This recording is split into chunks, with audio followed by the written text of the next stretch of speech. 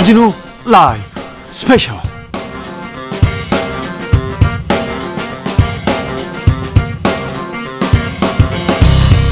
2020년 8월 1일 토요일입니다. 안녕하십니까, 주진우입니다. 토요일 이 시간은요, 일주일 동안 주진우 라이브에서 가장 중요한, 가장 재미있었던 부분만 모아서 다시 듣는 그런 시간입니다. 토요일을 함께하는 토요일의 남자, KBS 김기아 기자, 어서 오세요. 안녕하십니까, 김기아 기자입니다. 토요일 방송만 들어도, 하루만 들어도 일주일 동안 나왔던 이야기를 싹싹 모아가지고 제일 재밌고 알찬 부분만 모아서 전해드리는 김기아 기자입니다. 벌써 8월입니다. 8월 1일입니다. 벌써 8월이라고요? 한여름으로 지금 달려가고 있는데 2020년이 벌써 8월이라고요? 네, 절반 넘어갔어요. 이미 꺾였습니다. 5개월밖에 안 남았단 말입니까? 그렇습니다. 실화냐? 네. 믿어지지가 않습니다. 올 여름 휴가 계획 어떻습니까? 올 여름 휴가는 그냥 조용히 집에서 책이나 보고 동네 마실이나 다니고, 저희 집 앞에 한강이 있거든요.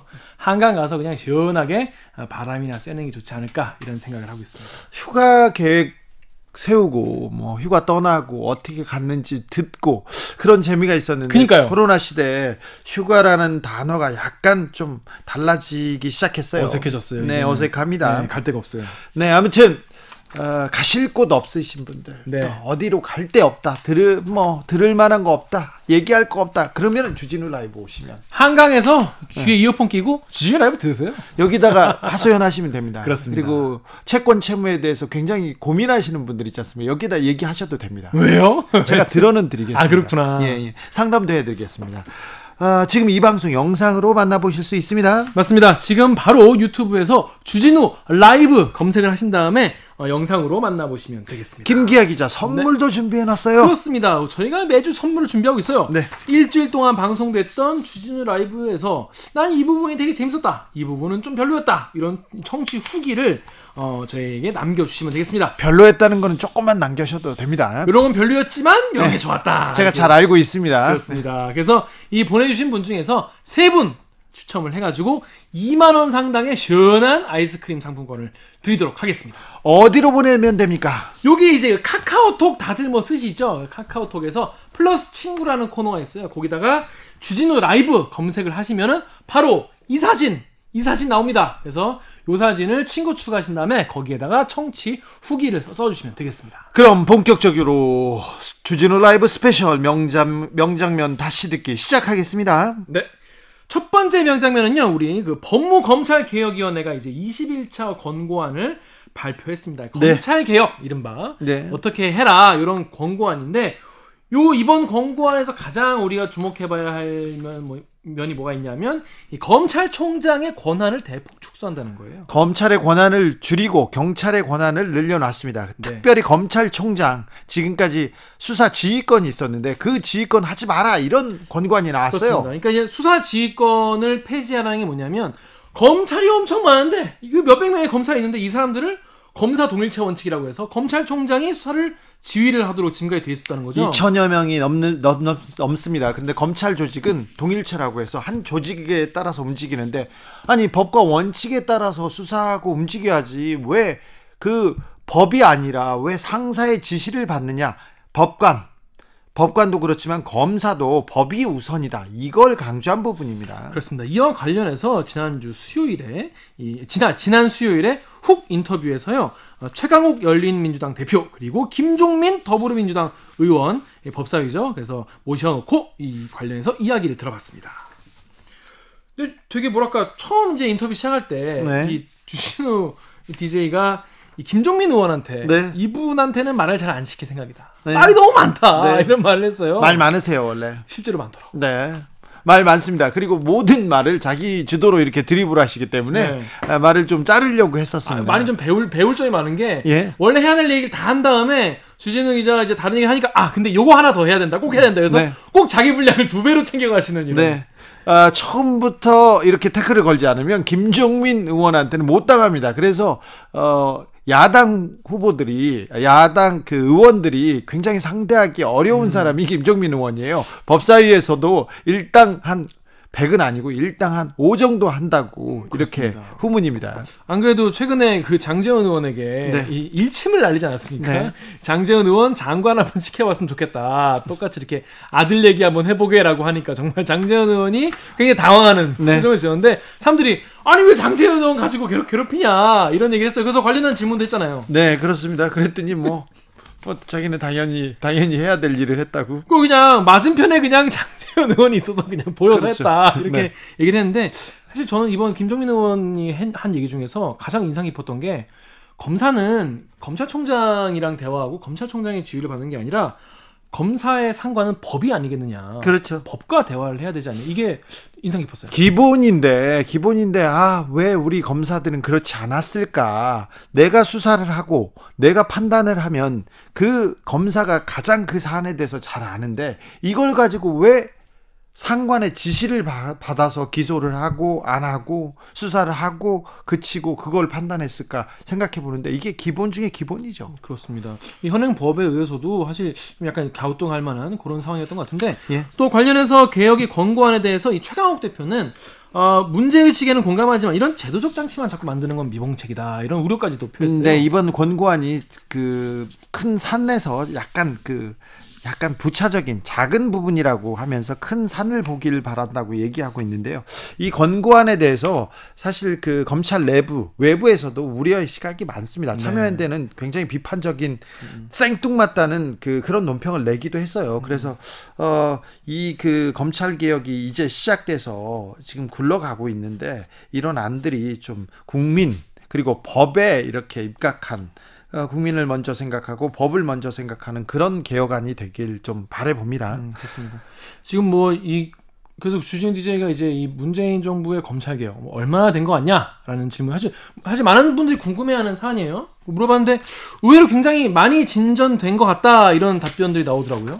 최근에 사실 검찰 개혁이라는 얘기가 항상 시대마다 화두였어요. 대선 때마다 항상 누구나 공약으로 내세우는 부분이었는데 검찰 개혁이 제대로 되지 않았는데 어찌된 일인지 작년 올해 조국 전 장관 사태 네. 그리고 윤석열 그 총장과 조국의 그다음 힘겨루기라고 네. 해야 되나요? 갈등. 네. 그다음에 추미애 장관과 윤석열 총장의 갈등. 그 갈등 속에서 검찰 개혁의 꽃이 마구마구 피고 있어요. 무엇보다도 국민들이 검찰은 이렇게는 안 되겠구나 이렇게 생각하기 시작했고요. 검언유착 그 파동에서 보듯이 검찰과 언론이 어떻게 이 사건을 만들어서 어떻게 굴리고 어떻게 사람 하나를 잡는지 이런 걸 보여주는 대목들이 너무 있어서 그래서 검찰 개혁이 이 시대에 지금 가장 뜨겁게 굴러가고 추동되고 있습니다. 그렇습니다. 검찰 개혁의 필요성을 검찰이 스스로 몸소 굉장히 잘 보여주고 있다 이런 얘기도 많이 나오는데요. 네. 아무튼 더 자세한 이야기 궁금한 분들 많으시죠? 실제로 보시면은 더 속속 이해가 됩니다. 수요일에 방송됐던 훅 인터뷰 하이라이트 부분을 함께 듣고 오시겠습니다. 큐. 지난 월요일이었죠. 법무검찰개혁위원회에서 검찰총장의 구체적인 수사권, 수사지휘권 폐지 네. 여러 안을 내놨는데 네. 어떻게 보셨습니까? 저는 사실 법무검찰개혁위원회의 고민의 지점 그리고 이 의견을 왜 냈는지 대충 짐작할 수 있을 것 같습니다. 네. 그런데 제 생각은 사실은 이 모든 문제가 검찰이 수사권을 갖고 있기 때문에 생기는 문제잖아요. 그러니까 그런 부분들의 근본적인 해결책을 그냥 권고하시는 게 더 좋지 않았을까라는 생각을 하고 그럼에도 불구하고 법무검찰개혁위원회는 어떤 성과물을 가지고 제도로서 완성시키는 거에 좀 더 주안점을 두시다 보니까 현 상황에서 벌어지고 있는 검찰의 여러 문제점들을 지적하신 것 같아요. 네. 그래서 문제의식에는 공감하지만 저는 하여튼 결론적으로 이런 제도적 장치를 중간에 거치는 게 그냥 미봉책에 불과하고 수사권을 폐지해야 한다. 네. 그 말씀을 다시 드립니다. 수사권 폐지해야 된다. 참여연대도 좀 생뚱맞다. 검찰 독립성을 좀 훼손할 수 있고 이게 좀 근본적인 대안은 안 된다. 이런 얘기를 했습니다. 김종민 의원님. 참여연대 그 논평은 잘못된 거고요. 잘못된 거예요? 네, 그건 이제 검찰에 대해서 계속 너무 그동안에 대한민국 40년, 50년이 검찰에 그러니까 물들어 있어요. 참여연대도. 참여연대도. 그러니까 법의 근본. 네. 글로벌 스탠다드 네. 이런 건 이탈해 있어요. 이탈했어요? 네. 아니 너무 가시는 거 아니에요? 아니. 최고위원 되실 분이 왜 그러세요? 저 설명을 드릴게요. 근본적으로 검찰 개혁은 크게 두 가지로 나눠요. 예. 민주적 검찰이 목표 아닙니까? 네. 네. 민주적 검찰은 그 두 가지가 필요해요. 민주적 통제를 받는 검찰이어야 돼요. 네. 국민의 통제를 받는 검찰. 네. 두 번째로 민주적으로 운영되는 검찰이어야 돼요. 네. 이 두 가지가 이제 민주검찰의 핵심 요건인데 네. 민주적 통제가 핵심이 뭐냐? 민주적 통제의 핵심이 권력을 다 많이 안 주는 거예요. 예. 꼭 필요한 것만 주는 겁니다. 대통령은 이거, 국회는 이거, 대법원은 이거, 예. 검사는 이거, 그다음에 총장은 경찰은 이거. 네. 그다음에 총장은 이 권력을 분산시키는 게 민주적 핵심이거든요. 네. 그게 안 돼 있잖아요, 지금. 네. 그래서 수사 기소를 명백하게 분리하는 게 검찰 개혁의 제1번. 네. 자, 이걸 지금 진행하고 있잖아요. 네. 이게 아직 안 됐어요. 이거하고 견제 기구가 필요하니까 공수처. 예. 뭐 이런 것들 이제 민주적 통제에 대한 논의가 지금까지 되어 온 건데 네. 이게 완벽하게 안 됐으니 이걸 끝까지 가자. 예. 최강욱 의원님 말씀이 맞는 말씀이고. 예. 그다음에 두 번째로 이제 민주적 운영에 대한 고민을 해야 되는데 네. 검찰총장이 권력의 주체가 되는 건 법에 어긋나는 겁니다. 법에 원래 어긋납니까? 이게? 우리 헌법 12조. 예. 헌법에 검사 얘기가 나오는 게 12조에 있어요. 아, 네. 헌법 12조에 예.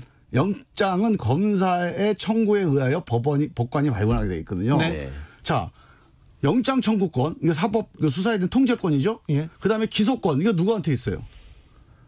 검찰에 검사한테 있습니까? 있죠. 검사한테 있습니까? 검사한테 있죠. 검사냐 검찰이냐 되게 중요한 거예요. 예. 검찰이 아니고 검사에 있습니다. 네. 네. 우리가 법관을 한번 예를 들어볼게요. 네. 법관이 대법원장 지시받아 재판하면 그 재판이 되겠습니까? 그게 사법농단이었죠. 네. 그렇죠. 그게 그래서 핵심이 뭐냐면 그냥 일반 행정은 회의에서 결정하고 상부의 지시를 받는 게 맞아요. 네. 상명하복이 맞는데 네. 국민의 기본권을 침해하는 사법 집행, 네. 여러 가지 행정 집행은 회의에서 상관 지시받는 게 맞는데 네. 사법 집행은 유일한 상관은 법입니다. 법. 예. 법하고 대화해서 법의 지시를 받아야 돼요. 네. 옆에서 누가 이렇게 해라 저렇게 해라 해서 하면은 이거는 이 사법 집행 본질에서 어긋나는 건데 네. 지금 대한민국은 특히 검사의 업무가 검사 동일체. 검사 동일체로 시작해서 지금까지 계속 검사가 상부의 지시를 받게 돼 있어요. 그렇죠. 지시에 그러니까 따라서. 이게 이제 법에 어긋나는 거여서 민주적 운영의 핵심은 검사가 법과 양심과 원칙에 따라서 직무 집행을 하는 것. 네. 이게 우리의 목표예요. 네. 일로 이제 가는 출발점을 우리가 한번 고민해 보자는 것이고 네. 그런 점에서 보면 정치적 중립 문제는요. 검찰총장이 지키는 게 아닙니다. 그러면요. 검사가 지키는 거예요. 검사가? 그럼요. 그런 검사들, 그런 믿을 만한 검사들 대한민국에 많습니다. 왜 걱정해요? 오히려 검찰총장의 지금 이 권력 집중은 네. 독재 정권이요. 또는 정치 권력이 2,000명 검사들 다 상대하기 버거운 거예요. 예. 말 안 듣는 검사, 네. 거기 뭐 주진우 같은 검사, 최강욱 같은 검사가 많아요. 그러다 보니까 이거를 총장한테 권한을 다 줘서 예. 다 지휘하게 하고 예. 총장만 말 잘 듣는 사람 임명하면 네. 검찰이 장악된다. 이게 정치 권력의 계획이에요. 이 계획이 아직도 진행되고 있는 겁니다. 검찰총장 한 명만 감시하면 되는데 이번에는 고검장들한테 나눠줘라 이렇게 해가지고 고검장 6명을 이렇게 다 마크해야 되나 이런 걱정을 하는 사람들 많습니다. 그것도 한 가지만. 한 가지 더. 저는 이제 고검장한테 나눠주는 것도 네. 좀 고민을 해봐야 될 게 네. 총장이나 고검장이나 네. 수사, 그러니까 이 검찰의 법적 업무에 관한 사법 업무에 관한 네. 지휘는 다른 사람이 하는 건 아니다. 그건 법만이 해야 돼요. 네. 법하고 대화를 해야지 왜 상관하고 대화를 하는. 그래서 저는 고등검사장 혹은 이 지휘관이 또는 그 상관이 이 사법 집행에 관련된 걸 지휘하는 거는 아주 보완적으로 감찰의 방식으로 나중에 사후에 해야 되고 예. 인사라든가 뭐 감찰이라든가 행정 이런 것들은 지휘를 해야죠. 네. 그러니까 이 사법 집행에 관한 지휘를 상관이 하는 제도는 이거는 법 집행, 사법 집행의 기본 원칙에 어긋난다. 전 그 말씀 꼭 드리고 싶어요. 김종민 의원이 기자 출신이고요. 뭐 청와대 대변인 출신이어서 그 법조계하고는 한참 멉니다. 저처럼 피고인 생활을 오래 한 것도 아니고. 법조계하고 뭔데 법하고는 그렇죠. 가까워요, 제가. 아, 그런데 이 만주 변호사 같은 논리가 뭐 설득력이 있습니다. 사실은 상식이죠. 법사위에서 많은 실전 경험을 통해서 예. 체득하신 지식이잖아요. 그렇죠. 저도 말씀드리면서 지금 민주적 통제하고 민주적 운영으로 딱 나눠서 설명해 주시는 게 너무 와닿아서 예. 다음에 써먹어야 되겠다 생각을 했는데 지금 김종민 의원님께서 사실은 법사위에서 그간의 검찰개혁 작업이나 이런 것들을 많이 이끌어 주셨고 20대 때 네. 지금 21대에 와가지고도 아쉬워하시는 부분들이 굉장히 많아요. 네. 그리고 지금 젊은 의원들하고 같이 이제 좀 마음을 모아서 예. 우리가 법을 조금 더 업그레이드 시켜보자. 예. 이런 고민을 계속 하고 계시거든요. 네. 그런 차원에서 저는 이번에 하여튼 법무검찰개혁위원회가 왜 이런 권고안을 냈는가 그 정신은 되게 높이 사야 된다고 생각합니다. 그러니까 네. 지금 선배님 말씀 주신 것처럼 총장한테 권한이 너무 많이 집중돼 있고 본인들 스스로 객관 의무를 갖고 있는 준사법기관이라고 자처하잖아요. 네. 검찰이. 예. 그리고 공익의 대표자라고 주장한단 말입니다. 네. 그런데 다른 한편으로는 상명하복을 굉장히 강조하고 지금 당장 중앙지검장이 총장 말을 안 듣고 뭐 하는 짓이냐 이런 말을 내부에서 그냥 너무나 문제의식 아무것도 없이 뻔뻔하게 얘기를 하잖아요. 그렇죠. 검찰이 왜 이 모양인지 모르겠다 이 얘기를 하죠. 네. 그러니까 그거를 자기들의 모습을 스스로 검찰의 모든 이익을 검찰이 분리 독립돼가지고 총장을 중심으로 하는 피라미드 조직이 돼서 일체가 돼서 우리의 이익을 수호하자. 예. 이렇게 해석될 수밖에 없는 말씀들을 하시고 안타깝게도 미통당에서 검찰 출신 의원들이 출마를 하시면서 내건 공약을 보면 검찰을 완전히 별도의 무슨 정부 기구인 것처럼 독립시켜달라는 주장을 하고 있어요. 그러니까 네. 그거는 정말 말이 안 되는 얘기고 단 시민단체의 문제의식은 그런 점에서는 이해가 가는 면이 있습니다. 그러니까 고검이라고 하는 것이 현재 하는 일이 거의 없이 위인설관이죠. 그냥 좀 경력이 오래된 검사들을 자리 고검장은 주는. 사실은 그렇잖아요. 그렇잖아요. 고검 네. 검사도 그렇고 네. 고검장도 그렇고 자기들끼리 그러잖아요. 고검장의 최대 임무는 소외감에 일도 안 하고 나자빠져 있는 고검 검사들을 즐겁게 해주는 거다. 네. 이렇게 얘기할 정도로 고검이 정말 망가져 있는데 네. 그거를 없애는 게 맞지 거기다가 고검장한테 권한을 주는 게 맞냐 이런 말씀을 하시는 건데 그게 사실은 모든 게 다 수사권을 갖고 있는 데서 비롯된 일이라서 네. 근본적인 문제로 해결하는 과정에서 이거를 이런 의지나 뜻을 검토는 해야 되겠지만 이것이 우리가 가고자 하는 최종 목표는 아니다. 근본적인 해결책은 아니죠. 네. 법사위는 왜 계속해서 파행되는 겁니다. 갑니까? 뭐 중요한 현안들을 이제 하는데 미래통합당 의원님들이 약간 시차 적응에 좀 애로를 겪고 계시는데 시차 적응요? 지금 대구에서 여기까지 오는데 시차 적응이 아니요 뭡니까? 20대에서 21대로 이게 약간 이게 이동을 하시는데 네. 이게 시차가 지금 아직 안 돼요. 그러니까 선거를 하면요 선거 이전과 이후가 달라져야 선거가 의미가 있어요. 아니 주인이 결정을 무슨 하는 게 선거 아닙니까? 예. 결정을 했으면 결정 이전과 달라져야 되잖아요. 국민이 결정을 했습니다. 네. 그래서 그래서 예. 이게 180석이라는 게 그냥 숫자가 아니고 국민의 결정이면 이 결정에 따라서 국회도 달라지고 대한민국이 달라져야 되는 게 맞고 우리 이제 통합당 의원님들은 이 다수를 지금 인정을 안 해요. 제가 자꾸 민주주의 말씀을 하시는데 민주주의는 두 가지입니다. 소수를 존중하는 것도 민주주의지만 네. 다수를 인정하는 게 민주주의의 핵심이에요. 네. 다수를 인정하고 소수를 존중하고 이 두 개의 바퀴로 민주주의가 굴러가는 겁니다. 예. 근데 소수파는 다수를 인정해야 되고 다수파는 소수를 존중해야 되고. 네. 그럼 우리가 다수파니까 소수 존중하겠다. 예. 근데 소수파는 다수를 인정해라. 예. 이래야 이게 손뼉이 마주치는 겁니다. 그런데요. 근데 이분들이 다수를 인정을 안 해요, 지금. 아니, 자꾸 시차가 지금 적응이 안 되는 거예요. 아니 다수인 민주당도 아니 김종민 의원님 장제원 의원한테 아들 얘기 자식 문제 물어보는 건 좀 그렇잖아요. 그렇죠. 그건 그렇게 하면 안 되죠. 아 그렇게 하면 안 돼요? 아 제가 그거 자식 얘기 물어본 게 아니고 그건 장제원 의원만이 아니라 네. 앞에 있는 누구나 그렇죠. 아들 문제를 가지고 이렇게 거의 스토킹을 당하듯이 네. 린치를 당하는 거거든요. 대정부 질문이든 법사위 회의든 이러면 어떤 국회의원도 어떤 정치인도 나만 하겠냐. 네. 또 역지사지 좀 해봐라. 하필이면 장제원 의원한테 그래요. 제 앞에 장제원 의원이 있으니까. 하필 거기에 있어서 그렇군요. 그럼 이게 화면 이제 카메라 때문에 제 그런 말씀을 거죠. 많이 했잖아 장재훈 의원이요. 그래요. 그러니까 장제원 의원이 그 얘기를 자꾸 하시니 이거는 누구라도 이렇게 가족 문제를 직접적 업무상 관계없는 이런 사안을 가지고 이렇게 린치를 하는 거는 이거는 이 정치의 정도가 아니죠. 알겠습니다. 개혁위에 권고하는 사실상 윤석열 검찰총장 자 권한 내려놓고 물러나라 이렇게 받아들일 수도 있겠다 생각이 듭니다. 글쎄요, 뭐 그건 그건 좀 아닌 것 저는 같은데. 지나치는 그건 아닌 것 같아요. 네. 네. 그건 아니고요. 예. 지금 이제 이 권고안은 실제로 언제 집행될지는 아직 모르는 건데 권고 아니죠, 그냥. 약간 아까 제가 말씀드렸지만 민주적 통제에 대한 논의는 그동안 많이 있어 왔어요. 예. 근데 민주검찰을 위해서 제일 중요한 것 중에 하나가 또 민주적 운영인데 네. 그 민주적 운영과 관련된 제도 개선의 논의를 한번 해보자는 정도의 제안이지 네. 이게 그 권고 자체가 바로 집행이 된다. 이거는 제가 보기엔 이거는 국회에서 앞으로 한 2, 3년은 논의를 해야 됩니다. 맞습니다. 특히 검찰들의 의견을 들어야 돼. 사실 이게 검사를 위한 거거든요. 네. 이게 과연 검사들이 이걸 받아서 진짜로 민주검찰로 바뀔 수 있겠는지 네. 여기에 대한 서로 간의 대화가 충분히 이루어지는 과정이 좀 필요하다고 봐요. 지금 문재인 정부의 검찰 개혁 어디 정도까지 어느 선까지 와 있는 것 같습니까? 조금 전에 국회 운영위원회에서 통합당은 퇴장했고요. 공수처 후속 3법이 통과했어요. 인사청문회법 개정안, 국회법 개정안, 고위공직처범죄수사처장 후보추천위원회 운영 등에 관한 규칙 제정안 의결했습니다. 다행이네요. 네. 어디만큼 왔습니까? 거의 뭐 구분응선 온 거죠. 구분응선 왔어요? 그러면 패스트트랙으로 통과시킨 법안은 네. 구분응선까지 왔고. 그러면 앞으로 어떤 절차들이 남아 있고 어떤 과정들이 남아 있을까요?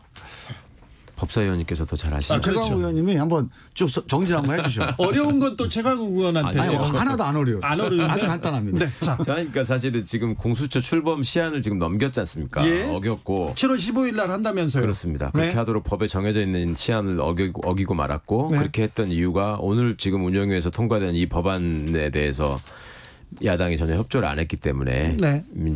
미래통합당이죠. 전혀 협조를 안 하셨기 때문에 이런 일이 있었고 어찌 보면은 그걸 협조를 안 함으로 해서 공수처를 최대한 지연시키는 게 그 정파의 목표였죠. 네. 그런데 그것을 국민들이 그냥 용납하실 수 없다고 말씀을 했고 또 오늘 아침에 김부겸 장관님이 저한테 말씀하시다가 참 억울해하시는 부분이 그거더라고요. 연말까지는 공수처가 출범해야 되지 않겠냐라고 말씀을 하셨는데 연말까지요? 그것을 사람들이 연말까지는 출범 안 해도 된다는 거냐라고 받아들이셔가지고 네.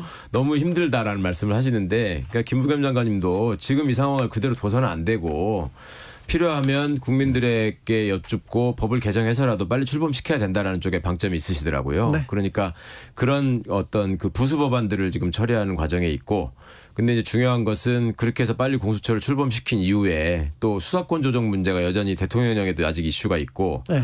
법이 지금 완벽하게 만들어졌다고 보기는 어렵습니다. 형사소송법 개정안이나 검찰청법 개정안이. 네, 그렇죠. 그래서 저는 아까 말씀드린 이제 수사 기소의 완전 분리를 위해서라도 지금 만약에 이런 식으로 검찰이 지금 대통령을 만드는 과정에서 애초에 장관들끼리 합의하신 직접 수사에 그 한정된 범위 그걸 계속 넓히려는 시도를 했었잖아요. 예. 그래가지고 마약 범죄나 사이버 범죄도 자기들이 하겠다. 네. 뭐 이런 식으로 넓혀놓으려고 한다는 거예요. 지금요? 지금 네. 대통령령으로. 네. 그러니까 이거는 법의 애초에 취지에도 안 맞는 거라서 그런 부분들을 법에서 조금 더 명확하게 짚어줘야 될 것 같고 또 우리 김정민 의원님께서 법사위 지난번에 거치시고 저한테 주신 가르침은 이거 이대로 놔두면 또 검찰이 이거 여기에 이제 한번 요만큼 교두보를 마련했다고 생각해가지고 이 상태로 또 20년 갈 수 있다. 예. 요만큼 수사한다고 하면서 그러니까 이거를 시효를 정해야 된다. 소멸 시효를. 네. 네. 어느 정도가 지나면 더 이상 수사권은 이제 검찰이 행사할 수 없다.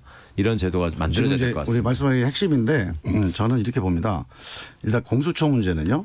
이 법이 이제 입법이 됐잖아요. 네. 이 법이 누군가의 협조, 누군가의 방해에 의해서 이게 실행이 안 되는 거 있잖아요. 네.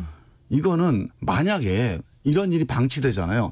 국회에서 입법하는 거를 누가 지키겠습니까? 예. 이건 대한민국의 헌정의 근간을 흔드는 문제예요. 그래서 이 문제에 대해서는 미래통합당이 정말 다시 한번 생각을 해서 이게 단순히 공수처 문제가 아닙니다. 네네. 이건 정말로 헌정농단입니다. 네. 그래서 이 문제에 대해서는 다시 생각을 빨리 하시라고 말씀을 드리고 만약에 이게 방치된다면 180석의 민주당도 책임을 면하기 어려워요. 네.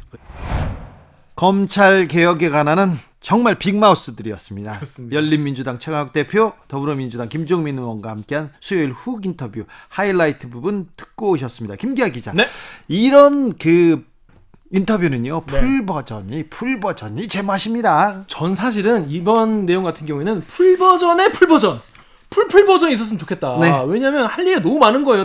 두 분 다. 네. 아까웠습니다. 아무튼 요 풀버전이라도 들으시고 싶으신 분들은 유튜브나 팟캐스트에서 주진우 라이브 검색을 하신 다음에 7월 29일자 수요일 1부를 들으시면 되겠습니다. 네. 두 의원들 제가 놀릴 게 많았는데 그러니까 공영방송이기 때문에 제가 자중했습니다. 다음엔 좀 길게 좀 부르세요. 아, 그럴까요? 아니, 불러서 제가 좀 김종민 의원도 혼내고 최강욱 대표 좀 누르고 그러려고 했는데 저희가 또 KBS 1라디오 공영방송에 또 책무를 다하기 위해서 조금밖에 안 눌렸습니다. 주진우 라이브 스페셜 KBS 김기아 기자와 함께하고 있습니다. 다음 명장면 어떤 명장면 골라오셨습니까? 네, 지금 경실련이 이제 국회의원들의 부동산 재산을 열심히 분석하고 있어요. 예. 왜냐? 이 국회의원들이 지금 뭐 정부의 부동산 정책이나 지금 부동산 시장에 대해서 엄청나게 지금 뭐 이야기를 많이 하고 있으니까 네. 그럼 니네는 얼마나 갖고 있냐? 네. 이런 취지죠. 그래서 한번 확인을 해봐서 지난 28일 화요일에는 미래통합당 의원들의 부동산 재산 분석 결과가 발표가 됐어요. 네. 그래서 화요일에 훅 인터뷰에서 김헌동 경실련 부동산 건설개혁 본부장과 자세한 이야기를 나눠봤습니다. 네. 경실련에서 부동산에 관해서는 계속해서 이런 그 분석을 내놓고 있어요. 그런데 내놓을 때마다 문제가 커집니다. 그런데 왜 그런가 했더니 우리 그 정책 위반자들, 정책 결정자들이 너무 부동산 부자가 많은 거예요. 맞습니다. 그래서 이 사람들이 자기 이익을 자기 손해를 감수하면서 정책을 내놓을 수 있을까? 국민 서민을 위한 정책을 내놓을 수 있을까? 이렇게 통계를 따져봤더니 하하, 이게 어렵겠구나. 그런 내용이 자꾸 나옵니다. 그런데요. 그 김헌동 본부장님, 너무 과격해. 무섭더라고요. 나 무섭더라고. 제가 좀 과격한 편인데요. 어디 가서 가장 강하게, 가장 강력하게 주장하는 편인데 이분은 저만큼 강력하더라고요. 강력도 강력인데 뭐든지 화를 낼 때 네. 데이터와 수치를 얘기하면서 화를 내니까 그러니까요. 너무 잘못한 것 같고. 그러니까요. 그런데 지금 이런 그 상황에서 경실련의 이런 보고서, 김헌동 본부장의 이런 그 내용 필요합니다. 꼭 필요합니다. 그렇습니다. 뭐 아프지만 새겨들어야 할 부분이 많이 있는 것이죠. 네. 그래서 보니까 미래통합당 의원들의 1인당 평균 네. 부동산 신고 총액이 20.8억, 그러니까 21억인 거예요. 개인당 평균이. 그런데 이게 신고 총액이니까 공시지가예요. 네. 이게 한 10억, 10억, 20억 더 많다는 거 봐도 됩니다. 실제로 예. 실제로 재산은 10억 정도 더 많다고 봐야 됩니다. 그리고 우리 국민 평균 부동산 재산이 한 3억 정도니까 한 7배 정도 된다고 봐야겠죠. 아직 부동산 가지고 있는 거 아직 없습니다. 아직 없어요? 아직 없습니다. 저도 아직은 없는데. 그렇습니다. 예. 빨리 사야 되지 않나 이런 거 걱정하고 있는데. 그러니까 국민들이 불안하고 있습니다. 부동산이 이렇게 들썩거리면 빨리 사야 된다는 불안감이 있고요. 그리고 내 거는 안 오르냐는 또 이런 불안도 초조도 있어서 이런 그 부동산이 불안한 이런 상황은 빨리 정책적으로 좀 안정시켜줘야 됩니다. 그게 정치인들이 할 역할입니다. 그런데 그게 역할인데 이번에 보니까 일단 국회의원 10명 중 4명이 다주택자였고요. 네. 그리고 미래통합당 국회의원 중에서 부동산 재산 보유 상위 10명이 공개됐는데 1위가 박덕흠 의원이었습니다. 박덕흠 의원 부동산 몇백억을 가지고 있는데 충격적으로 많더라고요. 근데 이분이 목소리를 높게 내던 때가 있어요. 크게. 언제였냐면요. 언제. 청와대 대변인 한 분께서 그 재산을 모아가지고 흑석동에다가 건물을 하나 샀어요. 네. 그때 가장 큰 목소리를 냈던 사람이 박덕흠 의원입니다. 그때 그렇게 투기라며 네. 이게 내로남불이라며 했던 그분이 미래통합당 국회의원들 그 앞에 몰려갔죠. 여기가 맞아요. 거기다 이렇게 네, 했습니다. 네. 그런데 그 진짜 엄청난 부동산 부자가 누구 그 건물 하나 작은 건물 하나 사는 데 가가지고 손가락질했었어요. 그렇습니다. 그게 우리 현실인 거예요. 근데 박덕흠 의원이 그 담당 상임위가 어디였나 보니까 국토위, 기재위 뭐 요런 부동산 관련돼만 계속 왔다 갔다 하시면서 계시더라고요. 그러니까요. 그게 더 문제예요. 이분이 어떻게 서민들을 위해서 그리고 자기 부동산을 떨어뜨리면서까지 국민들을 위한 정책 내겠느냐 이렇게 의심할 수밖에 없지 않습니까? 물론 뭐 국회의원이라는 자리가 뭐 직선제기니까 직선을 우리 국민들이 투표해서 뽑은 거긴 하지만은 뭐 뭔가 공직이라는 거잖아요. 이건 공직이잖아요. 그러니까 사사로운 감정을 버리고 자기 사유재산과 관련 없는 쪽에서 좀 활약을 하셔야 할 텐데 요 분은 조금 걱정이 됐어요. 김헌동 본부장이 지금 부동산이 가파르게 오른 거는 여당이 잘못했다고 그냥 뜨끔하게 일침을 놓았습니다. 세게 말씀을 딱 하시더라고요. 근데 뭐 책임이 있죠. 그렇죠. 있죠. 네. 근데 그리고 하지만 야당이 야당 노릇을 제대로 했다면 이렇게 올랐겠냐 이런 말씀도 하시면서 국회의원들 다 정신 차려라 이런 말씀하신 것 같아요. 야당이 여당일 때 여러 부동산 관련된 법안을 이렇게 주진우 라이브 떨어지면 안 돼요. 저희는 떨어지면 안 돼요. 저희는 떨어질 데가 없습니다. 올라가기만 해야 됩니다. 이런 건 안 됩니다. 절대 안 됩니다. 지하실이 있다 이런 거 아닙니다. 우리는 왜 아닙니다. 그래요? 그렇습니다. 부동산이 떨어져야 되고 그렇습니다. 주진우 라이브는 올라가야 됩니다. 네. 네. 그래서 보니까 또 이런 얘기를 하더라고요. 이 다주택자나 이런 부동산 이렇게 많이 갖고 계신 분들은 아니 본인이 부동산 임대업을 해라. 집에를 가라. 국회의원 하지 말고 부동산 임대업을 하세요. 왜? 내가 이렇게 부동산이 많이 갖고 있는데 관련 상임위에 가서 관련 법을 찬성 반대표를 누르면 누가 그거를 정말 사심이 없다고 보겠냐는 거예요. 건강한 사회는 노동이 가치가 있어서 그래서 어떤 사람이 열심히 일하면 그만큼 대가를 줘야 되는데 땅이 그 노동의 대가를 넘어가고 돈이 그 노동의 대가를 넘어가서 그러면 뭐하러 열심히 일해요? 투기하지. 그렇습니다. 근데 부동산 투기를 조장하고 있습니다. 그리고 국민들 불안해서 뭐라도 사야 된다고 지금 생각하고 있어요. 그러니까 이거는 건강한 세상 아니죠. 건강한 사회 아니죠. 어서 부동산 정책 조금 빨리빨리 적시에 좀 빨리빨리 부동산 정책 투하해서 부동산 잡아야 됩니다. 그렇지 않으면 그 민심 위반 못 막습니다. 네. 그 김원동 본부장의 국회의원 여야 국회의원부터 국토부 장관과 청와대 관료에 이르는 토탈 비판 이야기를 한번 자세히 들어보시겠습니다. 화요일 훅 인터뷰 하이라이트 부분 함께 듣고 오시겠습니다. 큐. 지난주에는 초선 의원들 151명의 초선 의원 7월 초에는 더불어민주당 이번에는 이 야당 제1야당 103명의 국회의원이 대체 어떤 사람들인가 어떻게 부동산을 가지고 있나 궁금합니다. 내용 어떻게 됩니까? 그러니까 이 평균 가지고 있는 재산이 103명의 의원이 21억씩 가지고 있습니다. 부동산 재산만요? 그렇습니다. 21억이요? 국민들 평균이 3억인데 7배. 7배. 그것도 이 신고가입니다. 이 신고가라는 거는 공시지가이기 때문에 실제 재산은 이거 2배 가까이 되거든요. 네. 그러게요. 예. 다주택자 의원들 많았죠? 100명 중에 41명이 40%가 집을 2채 이상 가지고 있었습니다. 그래요? 예, 그렇습니다. 주로 수도권 강남 지역에 많이 가지고 있었습니까? 어디에 가지고 있냐면 이 사람들이 가지고 있는 100명의 국회의원이 가지고 있는 집은 수도권의 주택수로는 60%, 가액으로는 80%, 서울의 46%, 가액으로는 64%, 지역구는 다 다른 동네인데 영남 쪽에 많은데 영남권의 의석이 많은데 집은 다 강남이나 서울에 집을 가지고 있었고 특히 그 강남에 집을 가진 사람이 30%인데 그 사람들이 가진 주택 가액이 약 400억이 넘습니다. 400억이요? 예. 기자회견 오늘 이렇게 살펴보니까 김종인 비대위원장, 주호영 원내대표 수십억대 부동산 부자들이더라고요. 그러니까 지난 8개월 동안 저희가 작년 11월 19일 날 대통령께서 부동산은 자신 있다.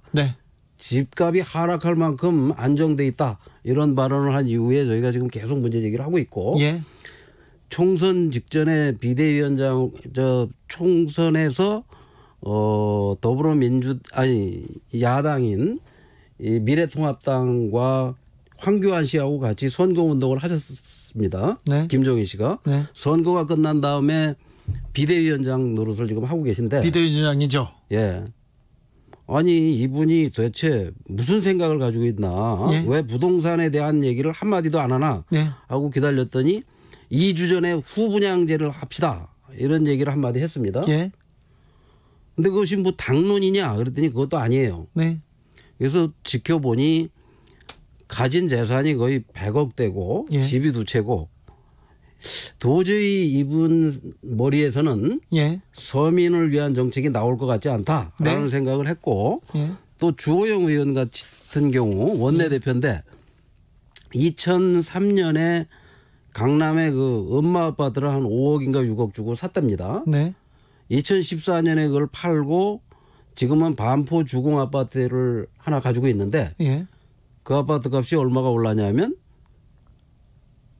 한 14억에 산 아파트가 45억이 돼서 14억짜리가 45억이 됐어요. 거의 30억 가까운 재산이 늘어났고 그다음에 더 놀라운 것은 그 반포 주공 1단지는 작년에 이 통과가 돼 가지고 2014년에 이 지금 미래통합당이 여당일 때 부동산 3법을 통과시켰습니다.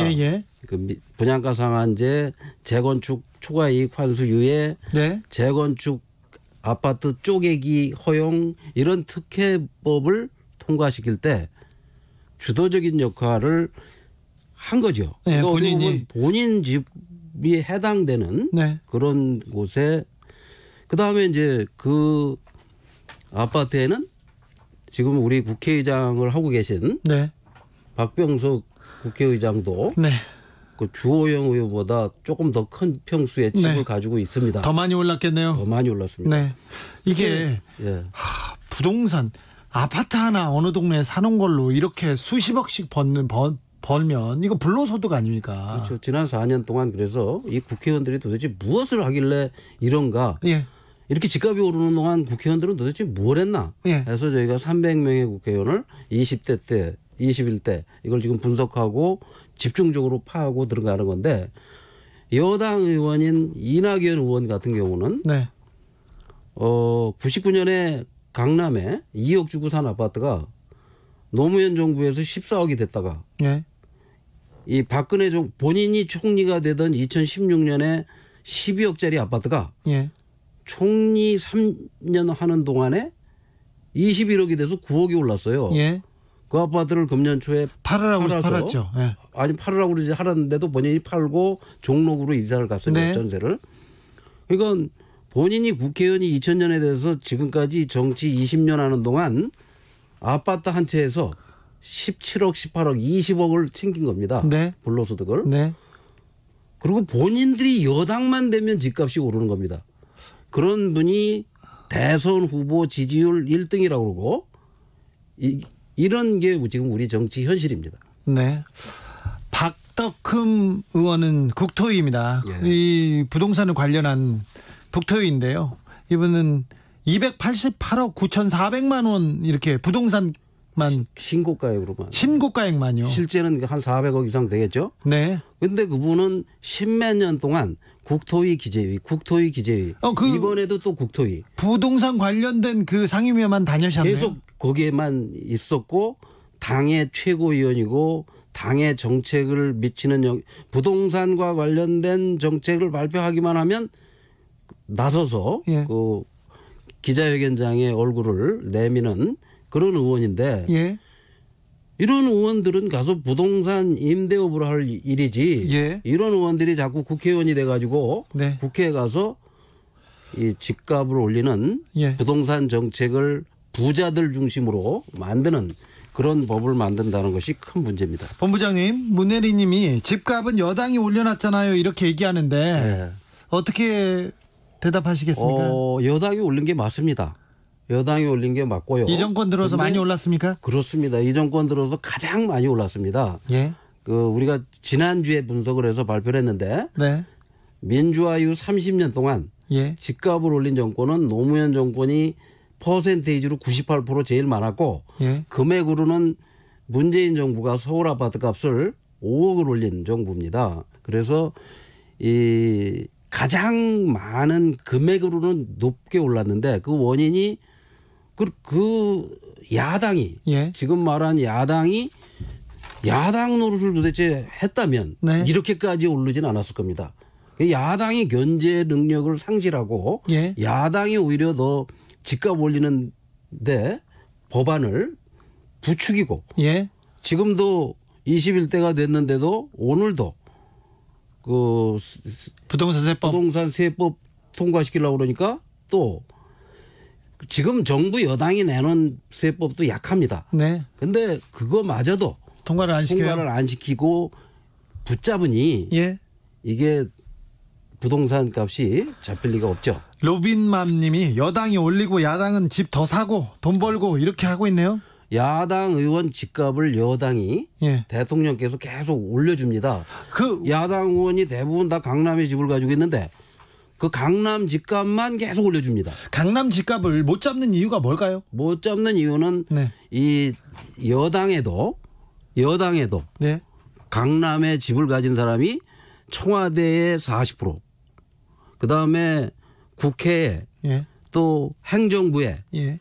서울의 25개 구청장을 뒤져봐도 서울시 의회의 의원이 더불어민주당이 103명 중에 100명입니다. 네.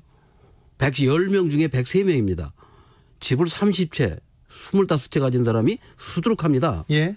이런 여당이 야당 자기를 지지하지 않은 강남 집값을 계속 올려줘가지고 그 왜 그런지 그건 저도 잘 모르겠습니다. 8655님 이쯤 되면 부동산 투기하기 위해서 국회의원 하는 꼴이네요.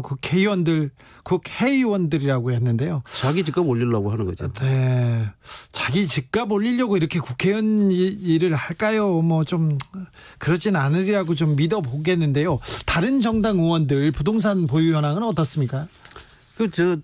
가장 부동산이 적은 정당은 정의당. 네. 평균이 4억 정도 됩니다. 네, 정의당은 거의 뭐 서민들하고 비슷하고요. 비슷합니다. 그리고 일단 여당인 민주당은 더불어민주당은 11억. 예. 국민 평균의 4배. 예. 미래통합당의 절반. 예. 미래통합당에 비하면 뭐 한 절반밖에 안 됩니다. 네. 그렇지만 국민 평균보다는 4배 정도 많고. 예. 그 나머지 당들은 뭐 그렇게 많지는 않습니다. 네. 그렇지만 어쨌든 제1당과 제2당 예. 이 두 정당이 300명 중에 예. 280명 거의 뭐 90%인데 예. 이 90% 의원들이 다 국민 평균의 5배 이상 부동산을 가지고 있습니다. 그것도 신고가로만. 네. 아까 말씀하셨는데 노무현 정권과 이 문재인 정권 때 네. 강남 아파트 부동산이 계속 오르고 있다고 했는데 네. 이명박 정부하고 박근혜 정부에 비해서 부동산 정책을 그러면 지금 문재인 정부가 잘못하고 있습니까? 있습니다. 잘못하고 있다고요? 그렇습니다. 어떤 쪽에서 잘못하고 있습니까? 이명박은 예. 건설업자 출신 대통령인데 예. 관료들이 대통령을 속일 수가 없었고 예. 이명박은 강남구에 그린벨트 300만 원짜리 땅에다가 500만 원짜리 아파트를 줘서 900만 원의 강남에 분양을 했습니다. 옆에 아파트가 10억인데 그 옆에다 3억짜리 아파트를 자꾸 공급하니까 그 10억짜리 아파트가 떨어졌죠. 근데 그린벨트를 마구 헐어가지고 막 지었잖아요. 지금 이 정부도 예. 그린벨트를 헐어가지고 수서역 앞에다가 네. 똑같은 아파트를 짓고 있습니다. 예. 문재인 정부도. 이명박 전 대통령이 한 대로요? 그 바로 옆에다가 짓는데 예. 분양가가 이명박 때는 3억에 분양을 했다면 이명박 전 대통령. 전 대통령이 네. 어쨌든 이번 정권에서는 네. 7억에 분양을 합니다. 7억이요? 예. 2배가 넘게. 왜 그런가요? 왜 그런가 차이가? 하면 네. 공기업이 그걸 분양받는 사람이 로또 맞을까 봐. 예. 그게 저거에서 건설업체에다가 수천억씩의 이익을 챙기게 하고 공기업이 수천억의 이익을 가져가고. 지금 관료한테 예. 조금 이 정부가 조금 관료한테 좀 놀림당하고 있습니까? 관료가 이 정부의 청와대 참모들을 네. 굉장히 우습게 알고 있죠. 그래요? 그렇습니다. 왜냐하면 청와대 참모가 별로 준비된 정책도 없는 데다가 본인들이 하려고 하는 정책을 받아주게 하려면 관료가 요구하는 걸 다 들어줘야만 할 수 있습니다. 그러니까 예. 관료들이 청와대를 노무현 정부 때도 마찬가지였지만 이번 정권에서도 거의 손에다 이렇게 쥐락펴락하고 있다고 저는 봅니다. 아, 그래요? 미래통합당에서 오늘 경실련 발표 보고 어떤 반응 보였나요? 아무 반응이 없죠. 저희가 사실을 그대로 우리는 선관위에 신고한 본인들이 신고한 걸 가지고 분석을 해서 발표를 했기 때문에 네. 뭐 할 말이 없을 겁니다. 그 경실련이 발표할 때마다 이 정부에서는 뭐라고 합니까? 국토부에서는? 우리가 50% 올랐다 그러면 10% 올랐다. 2,000조 올랐다 그러면 1,000조 올랐다. 토론하자고 하더니 예. 우리는 근거를 다 제시했는데 이 정부는 특히 국토부 장관은 예. 아무런 근거 제시도 못하고 몰래 토론. 몰래 둘이 만나서만 토론하고 공개적인 토론은 안 하겠다. 이렇게 합니다. 그래요? 그분이 그 공개 토론 좋아하시는 분인데요. 근데 우리가 하자 그러면 맨날 숨어요. 그래서 한 번도 KBS나 이런 공영방송에 나와서 마주한 적이 없습니다. 네. 다주택을 보유한 부동산 부자 의원들 이분들은 국토위나 규제위 유관 상임위에서 활동하면 안 된다는 주장이 계속 나오고 있습니다. 아니 안 되는 게 아니라 그 사람들은 집에 가는 게 좋죠. 가서 부동산 임대업을 하거나 이래야지 왜 거기 앉아서 국회에 앉아서 법을 만드는데 누구를 위한 법을 만들겠습니까? 자기 일가족의 재산 불리는 법을 만들지 예. 국민을 위한 법을 만들 리가 없지 않습니까? 네. 국민 90%가 원하는 법은 한 건도 만든 게 없습니다. 지금요? 국회의원들이요? 국회의원들이요. 지난 20대 동안. 부동산 안정화를 위해서는 아무런 정책을 내놓지 않았습니까? 네, 지난 20대 4년 동안 제가 분석을 했는데 300명의 국회의원 중에 정의당도 마찬가지고 5명을 뺀 나머지는 5명은 그냥 발의만 했을 뿐이고 노력을 한 의원은 한두 명이고 한 건도 국민 편에 선 법을 만든 의원이 없었습니다. 그래도 국회의원들이 국민의 대표인데 국민을 위해서 일하겠죠. 그런 줄 알죠. 근데 실제로 저희가 보니까 거의 없습니다. 그래서 21대는 시작하자마자부터 일 좀 하게 하려고 이런 발표를 계속하는 거군요. 경실련 김원동 부동산 건설 개혁본부장 함께했습니다. 화요일 훅 인터뷰 하이라이트 부분 다시 듣고 오셨는데 이 방송 풀버전 어디에서 들을 수 있습니까? 네, 유튜브나 팟캐스트에서 주진우 라이브 검색을 하신 다음에 7월 28일 화요일 2부를 들으시면 되겠습니다. 지금 부동산 뭐가 문제지? 앞으로 부동산 문제 어떻게 해결해야지? 모르시는 분들 있지 않습니까? 요 인터뷰 들으면 됩니다. 그렇습니다. 자, 근데 보면은 더 듣고 싶었어요. 저는 사실 개인적으로. 왜냐하면 문제 지적을 막 하시는데 왜 그런 걸까 막 너무 궁금하더라고요. 듣고 있다 보니까. 그 부동산 문제에 대해서는 그 국민의 관심사가 많은 만큼 주진우 라이브에서 끝까지 취재해서 계속해서 알려드리겠습니다. 주진우 라이브 스페셜 영상으로도 만나보실 수 있습니다. 지금 바로 유튜브에서 그리고 포털에서 주진우 라이브 검색하시면 됩니다. 김기아 기자, 마지막으로 만나볼 명장면 어떤 내용입니까? 네, 마지막은요. 목요일에 방송됐던 인터뷰에서 준비했는데요.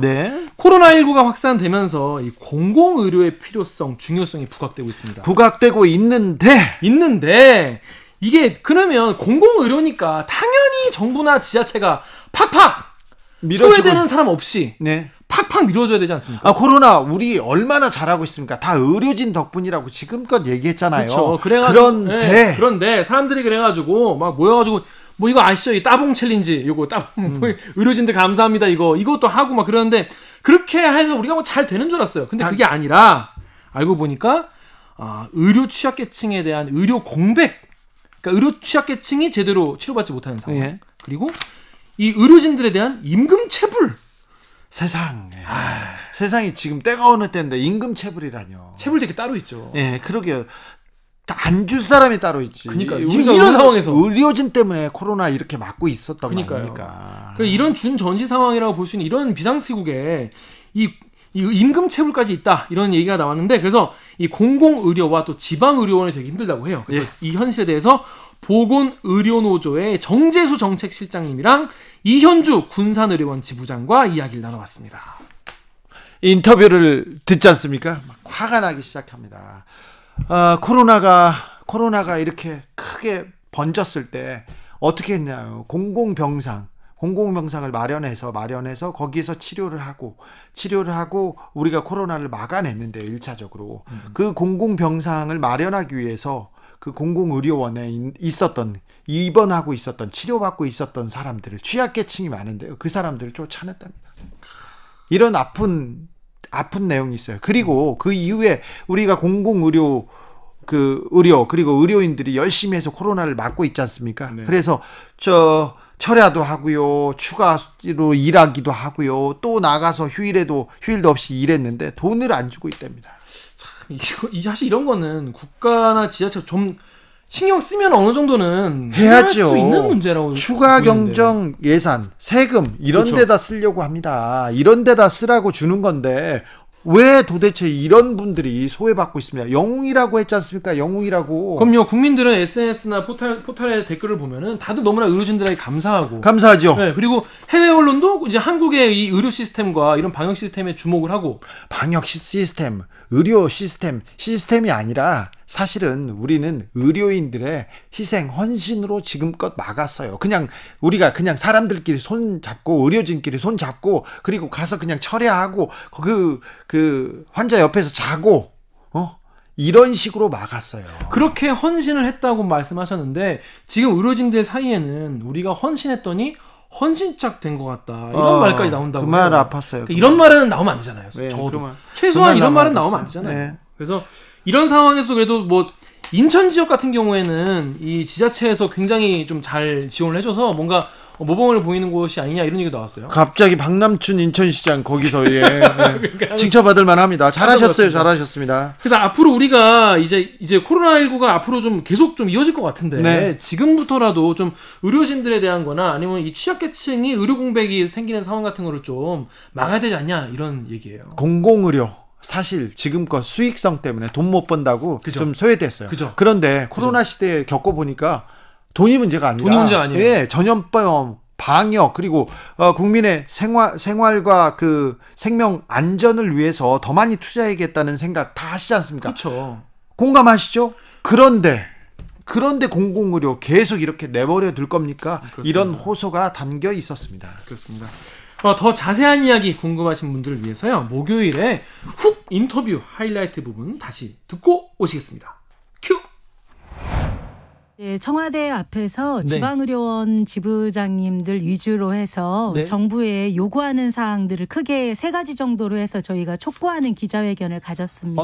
어떤 것을 촉구했습니까? 첫 번째는 공공의료기관을 30% 이상 확충하도록 하고 지원하라는 요구하고요. 두 번째는 취약계층 의료 공백이 이번에 전담병원을 맡으면서 좀 발생했습니다. 그래서 이후에 또 이제 주기적으로 있을 이런 감염병 예방을 위해서라도 전담병원에 대한 취약계층의 의료 공백이 발생하지 않도록 그 지원하는 문제. 그리고 세 번째는 전차 말씀드린 것처럼 코로나 전담병원으로 지정된 이후에 임금이 체불된 곳들이 있습니다. 아니 지금 이 상황에서도 그렇습니까? 네. 그래서 코로나 때문에 지금 의료진한테 지금 다 저희가 기대고 있는데 감사하다고 덕분이라고 말은 그렇게 하고 돈을 안 줬다고요? 엄지척만하지 실질적으로 임금을 못 받고 있는 곳이 있어서 누가 안 줬어요? 보건복지부입니까? 그 얘기를 하려면 이제 깁니다. 네. 길어도 해야죠. 전차하시죠. 네. 그래서 충분한 손실보상 하도록 저희가 촉구하는 기자회견을 가졌었습니다. 촉구해야죠. 이러면 안 되죠. 의료진 덕분이라고 그렇게 말을 해놓고 돈을 안 주다니요. 그런데 공공병원 비율이 10%밖에 안 됩니까, 실장님?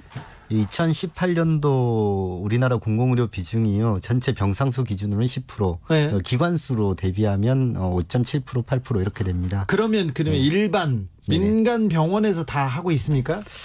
그렇죠. 이제 의원급을 제외하고 병원급 이상의 의료기관이 총량이 1,860개 정도가 되는데 공공병원이 이제 200개 남짓 221개가 돼 있고요. 병상으로 보면 전체 31만 개 정도의 병상이 있는데 이 중에 6만 2천 개 정도만 공공병상입니다. 근데 이런 전염병 이렇게 그 국가의 위기 상황이 생기면 공공병원이 주요 역할을 하기 때문에 어느 정도는 대비하고 있어야 된다는 뜻인가요? 그렇죠. 그러니까 단편적으로 이번에 대구의 집단 감염 사례를 보면요.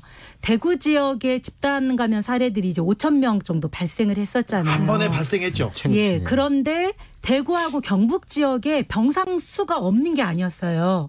대구 경북 지역에 확보되어 있는 병상 수는 4만 개 정도 됩니다. 그런데도 불구하고 민간이 주로 그 병상을 갖고 있다 보니까 5,000명을 수용할 수 있는 곳이 없는 거예요. 그러니까 이렇게 코로나처럼 위급할 때 바로 치료를 해야 되는데 병상을 확보해야 되는데 민간 병원에서는 안 내놓는군요. 그렇죠. 그래서 공공병원이 있는 전국 지역으로 그 대구 경북 환자들을 이송을 하지 않았습니까? 그렇죠. 다른 지역으로. 근데 보통 민간병원으로 있다가 이런 위급한 상황이 있으면 민간병원한테 내놔 이렇게 얘기하면 안 됩니까? 권한이 없죠. 법적으로 가능하긴 한데 이제 명령을 할 수 있습니다. 위급한 시기는 가능하긴 한데요. 이제 그런 정도가 되려면 이제 상당한 위기 수준이 되어야 될 거고 또 이후에 이제 쉽지도 않은 구조죠, 사실. 그래서 일단 위기를 좀 대비하긴 해야 된다. 공공병원을 좀 확충해야 된다는 뜻은 알겠습니다. 아까 근데 두 번째로 말씀하신 지역 의료 취약계층에 대한 의료 공백이 심화됐다. 이게 무슨 말입니까? 지금 저희가 이번에 코로나19 사태 때문에 그 전체 69개 기관을 전담병원으로 그 정부에서 소개령을 내렸어요. 특별히 이제 각 지역에 있는 지방의료원들의 입원해 있는 환자를 2월 23일 날짜로 보건복지부에서 전체 다 환자를 빼고 코로나 환자를 받을 준비를 해라. 그렇게 이제 명령을 내렸습니다. 그러니까 또 취약계층들은 또 갈 곳이 없는 거죠. 그러니까 이번에 있던 취약계층 환자들을 다른 데로 보내야 되는 상황. 다른 데로 보내야 되죠. 어떻게 했습니까? 그때? 저희 이제 군산의료원이나 다른 의료원들도 마찬가지입니다. 왜냐하면 그 지역에서 중요한 역할을 어쨌든 지방의료원들이 하고 있는데 저희 군산의료원 같은 경우는 400여 명 정도 입원 환자들을 다른 병원으로 보내야 되는 거예요. 그런데 현실적으로 저희보다 이 의료 서비스나 진료를 못하는 곳들도 있지 않습니까? 환자를. 네. 그래서 도저히 보낼 수 없거나 아니면 또 이제 급여 환자들 같은 경우는 당장 치료비에 대한 부분들이 뭐 중증 환자 같은 경우는 대학병원이나 저희보다 더 큰 병원으로 보내줘야 되는데 비용에 대한 부분들도 있기 때문에 상당히 이제 어려움을 겪었죠. 그래서 환자들이 가겠다 못 가겠다 그렇죠. 난리가 났었죠. 아니 나는 저 선생님하고 좀 치료 받고 있고 저 선생님이 나의 병을 잘 알고 있고 저 간호사 누나가 좋은데 일단은 잘 지내고 있는데 저리 가라고 다른 병원으로 가라고 하면 이건 못 가겠다 이런 얘기 나올 만하죠. 그래서 굉장히 많은 혼란이 있었고요. 예. 심지어는 환자분들을 다른 데로 보낼 곳이 없는 그러니까 다른 데서 치료를 제대로 할 수 없는 상황인 환자들은 그런 경우들이 굉장히 많았습니다. 평온한 일상님 질문인데 저도 이거 궁금했어요. 근데 유럽에는 공공병원이 많습니까? 우리보다 많죠? 많죠. 근데 왜 그 모양입니까? 이렇게 물어봅니다. 유럽이 이제 경우만 하더라도 이제 영국, 프랑스 이제 되게 이번에 되게 어렵게 겪고 있는 과정인데 네. 뭐 사실은 이제 공공병원, 공공체계, 의료 체계의 시스템의 붕괴가 어떻게 온 거냐면 초기 방역이 실패로 인한 환자가 폭발적으로 발생하고 있는 환자들 그 초기 방역의 실패가 의료 체계의 붕괴를 가져온 상황이어서 저희랑은 약간 경험이 좀 다르니까. OECD 중에 공공의료 비중 꼴찌, 압도적으로 꼴찌. 그런데 코로나에서는 코로나 방역은 거의 1등. 이게 거의 다 대부분 의료진들의 희생 때문에 그랬던 거라고 얘기를 계속 듣고 있습니다. 그런데 정작 지방의료원 임금체불 문제 지금 심각해지고 있다면서요? 그렇죠. 네. 지금 이거 어떻게 이런 일이 있을 수 있어요? 왜냐하면 일단은 저희는 지방의료원의 특징이 뭐냐면 각 시도의 출연 기관이에요. 네. 그래서 시설 장비에 대한 지원만 하지 의료진들의 관리비라든지 인건비는 그 병원에서 알아서 벌어서 사용을 하게 돼 있습니다. 아니 추가 노동을 했으면 추가 비용을 줘야죠. 그런데 환자들을 그러다 보니까 환자를 전체를 빼다 보니까 이제 수입이 없잖아요. 코로나 환자만 보고 있고. 네. 그러면 그거에 대해서 국가에서 처음에는 전체 다 손실보상을 하겠다라고 했는데 지금 제대로 손실보상이 안 이루어지다 보니까 당장 이제 기존에 조금 자금이 있는 지방의료원들은 그걸로 충당을 하지만 그렇지 않은 곳은 지금 강진의료원 같은 경우는 4월달 급여가 한 달 미뤄졌고 5월달은 지금 50%를 못 받고 있고 6월달은 상여도 못 받고 있고 7월달은 현재 지금 정군수당도 못 받고 있어서 지금 체불되어 있는 데가 굉장히 많습니다. 아니 지금 6개월 동안 거의 집에 못 가고 휴가를 못 쓰고 계속 초과 노동을 해오고 있는데 코로나 상황이 계속 장기화되면 이제는 더 버티기 어렵지 않습니까? 네. 그래서 이제 정부에서도 어쨌든 충분한 손실보상을 하겠다고 하는데 그 결정되는 과정과 이 시기가 아직 안 끝났다고만 하니까 현장에서는 급여도 못 받고 무조건 덕분에라는 엄지손만 쳐다보라는 그런 의미 아니냐 해서 이후에도 혹시 이런 사태가 왔을 때 지방의료원의 공공기관에 근무하는 의료진들이 과연 응원만 가지고 일할 수 있을까? 정세균 총리가 의료진의 복지를 최우선으로 이렇게 생각하겠다고 여러 차례 좀 공언했고요. 그런데 지금 잘 안 되는 거 보건복지부 때문입니까? 지금 조금 저희 시스템이 많이 다릅니다. 공공의료기관이 굉장히 다양해요. 국립중앙의료원은 보건복지부 산하고요. 국립대병원은 또 교육부 산하고요. 군산의료원은요? 군산의료원은 전라북도 출연기관입니다. 그래서 지방의료원들은 또 각각 각 시도에 책임이 있죠. 또 책임이 있는 거예요. 그래서 이제 도나 각 시에다가 이렇게 체불을 좀 해결해 주십시오 하면 지금 현재 각 지자체에서는 정부에서 알아서 할 일이지 우리가 할 일이 아니다. 또 이렇게 미루고 있는 거죠. 아니 이런 문제는 국가에서 해결해야 될 거 아닙니까? 질병관리본부가 청으로 승격되면 이런 문제 좀 개선될 것 같다 이런 생각했는데 그것도 아닙니까? 네, 저는 그건 아니라고 봅니다. 그래서 저희가 공공의료기관은 통으로 좀 중앙정부 차원에서 네. 이거를 시스템을 다시 완비해야 되는데요. 노무현 정권에서도 그랬고 지금 문재인 정부에서 2018년도에 발표한 자료에 보면 그렇게 뭐 국립중앙의료원을 중심으로 국립대와 지방의료원, 보건소를 연계하는 시스템을 만들겠다라고 하는데 네. 전혀 지금 각자로 움직이고 있는 거죠. 왜냐하면 아까 말씀드린 것처럼 주무 부서와 이 근원이 다 다른 거예요. 그러다 보니까 각각 관리되고 하나의 틀에서 유기적으로 움직여지지 않는 시스템을 지금 가지고 있습니다. 속이 터지려고 합니다. 제가. 네. 2661님이 아니 추경 예산 편성 이런 데도 안 쓰고 어디다 쓰는지 알아봐 주세요 물어보는데 코로나에 대해서 네. 그 정부가 굉장히 잘하고 있고 그리고 의료진이 잘하고 있기 때문에 저희들은 나머지 그 이런 지원 체계는 잘 돼 있는 줄 알았는데 그렇게 안 되고 있지 않군요. 걱정입니다. 이 공공의료를 강화하자고 목소리만 내고 있으면 뭐합니까? 이런 시스템 곧 갖춰줘야 되는데 아무튼 공공의료 어떻게 강화해야 됩니까? 실장님. 그래서 사실은 정부가 이미 공공의료를 강화하겠다라고 하는 뭐 계획을 2018년도에 발표를 한 바 있습니다. 그게 이름하여 공공의료 발전 종합대책이라는 이름으로 발표를 했었고요.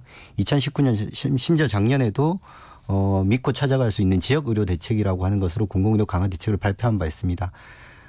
다만 이제 2018년도에 그 정책이 발표된 지 2년이 지난 동안에도 사실은 변하는 게 하나도 없는 거고 구체적으로 어떻게 이행하고 얼마의 돈을 들여서 어떻게 강화하겠다는 건지에 대한 구체적인 실행 계획을 마련해 놓지 않고 있습니다. 그래서 코로나 시기와 같은 이런 시기에서도 아까 얘기했던 찔끔 지원이 현장에서 얼마나 도움될지 이런 문제들 때문에 결국 헌신했더니 헌신짝됐다 이런 얘기들을 스스럼 없이 하고 있는 상황입니다. 지금 지방 의료원에서 헌신했는데 헌신짝됐다 이렇게 얘기합니까? 네. 그리고 이제 저희가 만약에 전문가들이 또 2차 대유행이 올 거라고 하는데 네. 이제 의료진들의 헌신과 봉사만 강요해서는 언제까지 그렇게 네, 저희가 할 수 없다. 강요할까요? 그래서 어떤 충분한 손실 보상에 대한 부분들 특별히 이제 지방의료원 같은 경우는 각 지자체마다 예. 재정 자립도와 또 마인들이 다르다 보니까 각각이에요. 각각. 그럼 자 네. 군산의료원 얘기하자고요. 네네. 그러니까 송하진 지사가 잘 안 해줍니까? 지금 코로나19와 관련한 모든 대책은 네. 중앙정부에서 할 것이다라는 생각을 가지고 있습니다. 그래서 지방은 지역은 중앙으로 미루고 그렇죠. 중앙에서는 지방으로 그렇죠. 또 미루고. 그렇죠. 지금 그런 시스템입니다. 그래서 이제 지방의료원에서도 계속 요청하는 것들이 이거는 각 지자체의 문제가 아니고 중앙정부 차원에서 지방의료원도 하나의 그 중앙정부 차원에서 좀 관리를 해야 되는 거 아니냐라는 네. 예. 의견들이 많이 나오고 있는 거죠. 실장님, 지방의료원 중에서 좀 모범 사례 여기는 잘 돼가고 있다. 이렇게 해주세요. 그런 곳 있으면 알려주세요. 있는데요. 네. 특정 지역은 언급하지 않고 예. 모 의료원 그러니까 똑같은 지방 의료원인데 모 의료원이 이제 코로나19 사태 발생하니까 지자체에서 한 100억 정도를 미리 예. 마련해서 이 문제를 좀 해결하라 대응하라라고 했고 중앙정부 이제 계산급과 선지급금 활용해서 그 2차로 또 한 50억 정도 들어와서 총 150억 정도가 지자체로 지원한다. 그 의료원은 상당히 어쨌든 지금 열심히 잘 대응하고 있고 공교롭게도 그 지역이 상당히 코로나19 대응이 잘 되고 있는. 어느 동네인지만 알려주세요. 지역으로. 그냥 지역은 알려주세요. 이거 잘한 거 아닙니까? 예, 인천입니다. 인천이요? 네. 5622님, 진주의료원 살려내라. 네, 진주의료원 얘기를 안 할 수가 없습니다. 수익성 악화, 이런 이유로 홍준표 전 지사가 진주의료원 폐업했지 않습니까? 네. 이거 어떻게 이게 심각한 거죠. 어떻게 보완해야 됩니까? 지금 현재 지방의료원이 없는 곳들이 광주, 예? 그다음에 광주, 대전, 울산은 아예 지방의료원이 없거든요. 예. 그래서 이번에도 광주에서도 또 집단 사례가 발생했을 때 병상이 부족해서 사실은 저희 군산으로까지 네. 환자들이 왔거든요. 네. 네. 그래서 아까 말씀드린 것처럼 적어도 공공의료 병상은 30% 이상을 어찌든 확보해야 되는 게 이후에 우리나라의 어떤 그 전염병, 감염병에 대처할 수 있는 방법이라고 생각하고요. 지방의료원들을 경제나 수익성 논리가 아니라 그렇죠. 정말 제대로 이렇게 공공을 위한 어떤 서비스를 했을 때 날 수밖에 없는 그런 적자들은 정부든 지자체가 보완을 해줘야 되는데 그렇지 않은 거예요. 현재. 예. 독립채산제로 운영이 되기 때문에 경제 수익성을 아예 평가 항목으로 그게 제일 1순위거든요. 아니 항상 아직까지도요. 보건의료노조 정재수 정책실장 그리고 이현주 군산의료원 지부장과 함께한 목요일 후기 인터뷰 하이라이트 부분 다시 듣고 오셨습니다. 김기아 기자. 네. 이 방송 풀버전 어디에서 들을 수 있나요? 네, 유튜브나 팟캐스트에서 주진우 라이브 검색을 하신 다음에 7월 30날 목요일 2부를 들으시면 되겠습니다. 8월 1일입니다. 김기아 기자. 네. 주진우 라이브 스페셜 마치고 어디 가서 어떻게 놀 거예요? 저 오늘은 아니 재밌으면 좀 따라가려고. 친구랑 뭐 사러 가기로 했습니다. 뭐 사러 가려고? 청바지. 옷 사러 가기로 했어요. 그렇지. 아우, 제가 좋네. 옷이 없어서. 그래요? 이거 계속 같은 거 입어가지고 좀. 친구랑 같이 가야죠. 그러니까 친구랑 같이 가서 다음 여자- 주에는 이쁜 옷 입고 오겠습니다. 여자친구분이랑? 남자친구입니다. 남친이랑 다녀오도록 하겠습니다. 암울하네요. 그렇습니다. 네. 선물 얘기해 주세요. 네, 청취자분들을 위한 선물 다시 소개해드릴게요. 카카오톡 플러스 친구에서 주진우 라이브 검색을 하신 다음에 친구 추가하시고 일주일 동안 들었던 방송 내용 중에서 요런 게 재밌다, 요런 청취 후기를 남겨주시길 바랍니다. 총 3분 추첨해가지고 2만 원 상당의 아이스크림, 시원한 아이스크림 상품권을 드리도록 하겠습니다. 오늘도 김기아 기자 수고 많으셨습니다. 고생하셨습니다. 주진우 라이브 스페셜 마치겠습니다. 저는 다음 주 월요일 오후 5시 5분에 돌아오겠습니다. 감사합니다.